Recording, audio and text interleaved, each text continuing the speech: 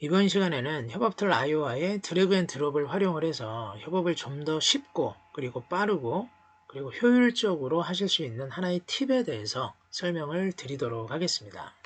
오늘 말씀드리려고 하는 이런 내용의 핵심이 뭐냐면, 주로 이제 우리가 프로젝트를 진행하기 전에 앞에 선행해서 하는 이런 작업들이 있죠. 이게 뭘까요? 보통 이제 이것들을 이제 회의라고 하죠. 그리고 이제 브레인스토밍 단계라고도 이제 얘기를 하는데, 여기서 아이디어들이 굉장히 많이 나온다라는 겁니다. 근데 일반적인 업체들이 뭐 ERP부터 그룹웨어부터 뭐 CRM부터 뭐 여러 가지 협업 툴을 뭐 게시판 형태로 구현한 여러 가지 이제 뭐 메신저 이런 것들을 이제 구현하셔가지고 주로 협업을 하는데, 협업을 하시는 와중에 이 아이디어를 잘 효율적으로 체계화해서 카테고리징을 할 수 있고 내용을 그때그때 적재적시에 내가 필요할 때마다 뽑아볼 수 있으면 상관이 없는데, 거의 다 대부분 놓치신다라는 거예요. 그렇게 놓친 채 어느 날 이제 프로젝트를 진행하는 때에 내가 이제 적어놨던 그 시기를 상기합니다.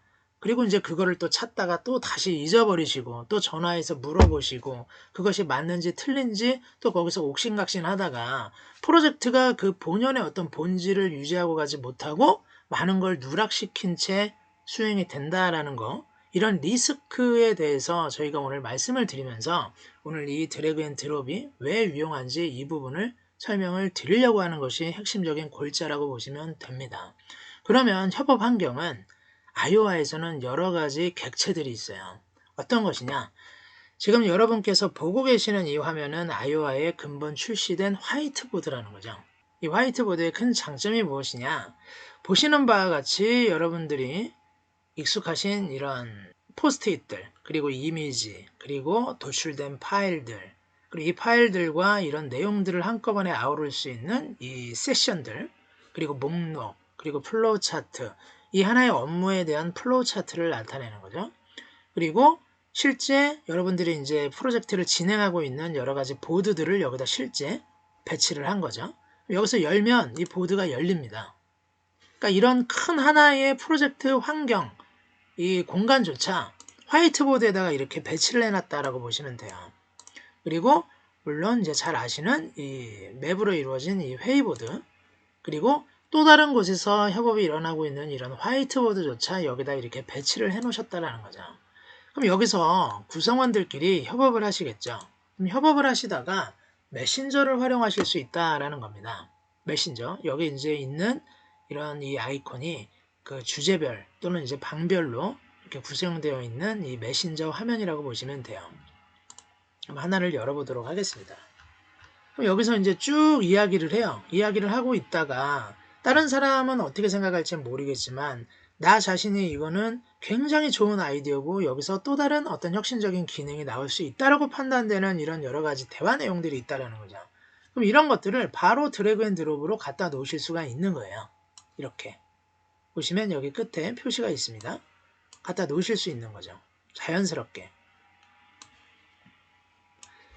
근데 여기서 말씀드리는 거는 물 샐 틈 없는 협업이 이런 어떤 드래그 앤 드롭에 대한 액티비티가 이 화이트보드에서만 되느냐? 그게 아닙니다. 아이오와는 모든 객체에서 가능합니다. 그럼 여기서 이번에는 태스크보드를 열어볼게요. 그럼 여러분들이 잘 알고 계시는 일반 버블 맵입니다. 캔버스 맵이죠. 캔버스 보드라고 하겠습니다. 그럼 이 안에서도 내용이 아이디어가 있다면 끌어다가 이걸 실제 태스크로 만들어 놓을 수 있을 필요가 있어야겠죠. 그냥 엔터만 쳐주시면 됩니다. 갖다 놓으시고 엔터. 그리고 아이오와는 하나의 프로젝트에 대해서 이 업무 프로세스라는 프로젝트에 대해서 여러 가지 뷰를 제공해 드린다고 얘기를 드렸어요. 이 워크플로우 뷰하고 칸트 타임라인이 있습니다. 여기서 워크플로우 라인에서 한번 어떻게 또 드래그 앤 드롭을 활용해서 업무를 할 수 있는지 보여드릴게요. 갖다 놔주시기만 하면 되세요. 내가 원하는 카테고리 밑에다가 끌어다가 태스크로 만들어 놓는 겁니다.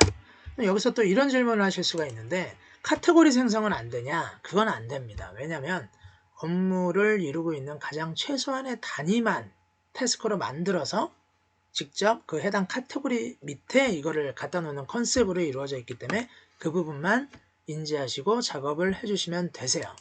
그러면 다시 화이트보드로 돌아가 보도록 하겠습니다. 그럼 지금 우리가 몇 개를 했죠? 이 화이트보드에서 또 드래그 앤 드롭을 통해서 갖다 놓는 방법, 그리고 지금 이제 이 프로젝트가 진행되고 있는 이 업무 프로세스가 진행되고 있는 이 프로젝트 보드에서 이 버블 맵, 그리고 태스크 보드, 이 칸반 보드에서 그 내용을 설명을 해드렸고요. 이번에는 회의보드를 한번 열어보도록 하겠습니다. 그럼 직접 여기에서 갖다 놓으시고 뭐 엔터를 누르시고 가지를 생성을 하셔가지고 여기서 내용을 작성을 하실 수도 있어요. 근데 이게 이제 이것조차 시간이 걸리고 실제 여기서 이 모든 구성원들과 협업을 하셔도 되는데 그게 아니라 어떤 조직은 또 다 천차만별이기 때문에 이런 협업, 메신저로 이렇게 주고받는 이런 것들을 추구하실 수도 있다라는 겁니다. 그럼 여기 있는 내용들을 그냥 해당 그 핵심의 질서를 이루고 있는 이 주 가지 밑에다가 그냥 작성만 해주시면 돼요. 작성이 아니라 그냥 갖다 놓는 거죠. 갖다 놔주시면 자동적으로 이런 맵이 형성이 되면서 전체적인 가지들이 이제 늘어나는 걸 확인하실 수가 있습니다. 해서 어떤 그 지엽적인 기능에 국한돼서 여러분들한테 이런 방법을 알려드리는 것이 아니라 한두 번 해보시면 이런 기능들은 금방 익히시는 거기 때문에 가장 어떤 오늘 유용한 핵심 포인트는 여러분들께서 뭐 회의보드를 주된 브레인스토밍이나 회의의 어떤 그런 인터페이스로 활용을 하실 수도 있고 아니면은 이런 메신저를 활용을 하실 수도 있고 뭐 프로젝트 안에서 모든 내용을 하실 수도 있고 이런 화이트보드 안에서도 일을 처리하실 수 있겠지만 모든 것들은 상호 유기적으로 연결되어 있고 의존적으로 구성이 되어 있고요.